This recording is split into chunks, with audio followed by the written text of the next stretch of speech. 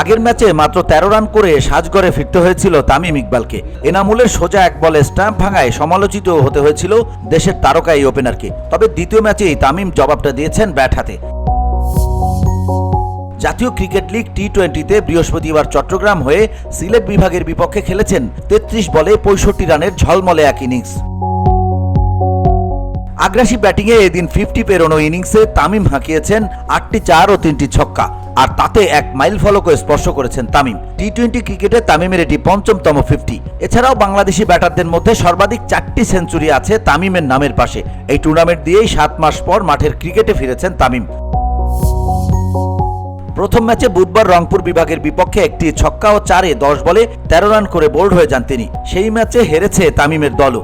সিলেট আজ তাই ঘুরে দাঁড়ানোর ম্যাচ চট্টগ্রামে,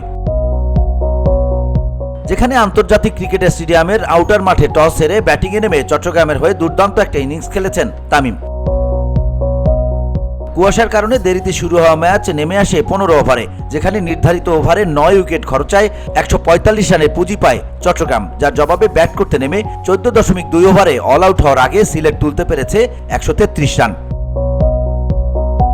ভিওডি বাংলা নিউজ ডেস্ক।